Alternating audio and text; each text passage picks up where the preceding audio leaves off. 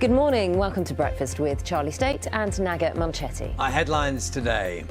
Simon Jones is in Dover for us this morning. Italy's former Prime Minister Silvio Berlusconi is being treated for a type of chronic leukemia in hospital. An environmental group has hit out at Sainsbury's after the supermarket swapped its mincemeat out of hard plastic trays into vacuum packs.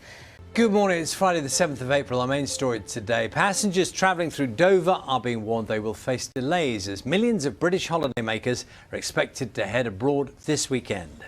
Contingency plans have been put in place to avoid a repeat of last week, which saw drivers waiting more than 14 hours.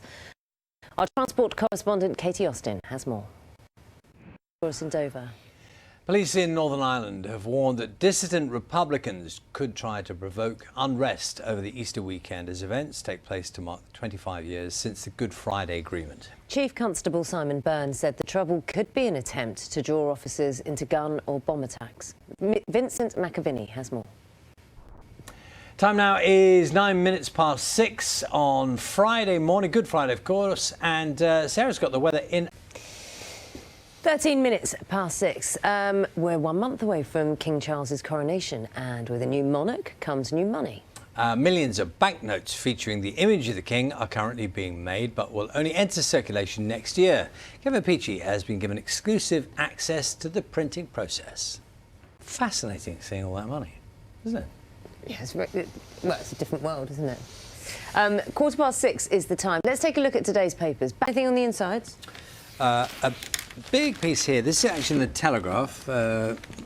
Andrew Orlowski is looking at what's going on with our productivity. Is essentially what is in policy. Organisers say flat productivity in the UK, which is much talked about as a real problem.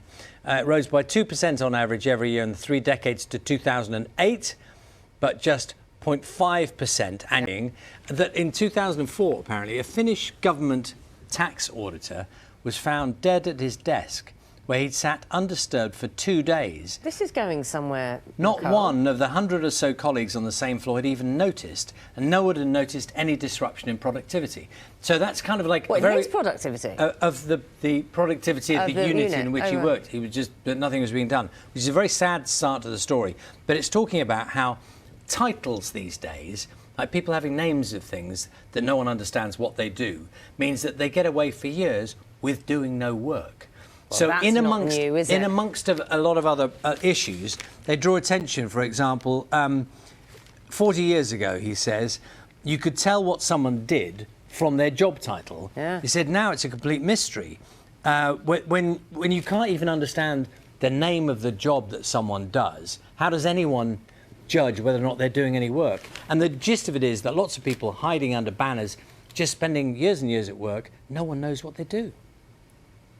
I'm not accusing everyone, because clearly lots of people work very hard, but he's particularly talking about kind of IT and the office workplace and things like that. Oh, it spreads further than that.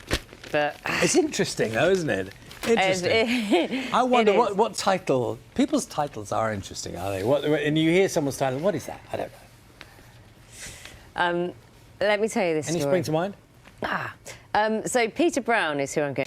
Of course, it's the start of the Easter weekend. You may be stocking up on chocolate Easter eggs ready for Sunday. For one 9-year-old girl, this is a matter taken very seriously. For the last 4 years, Clarissa has been making an extra special delivery to the Queen Elizabeth Hospital in Birmingham. Amy Cole has been to meet her.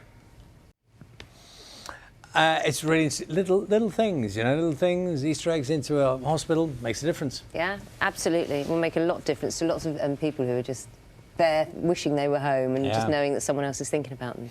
Coming up in the next half hour. Time now to get the news, travel and the weather where you are.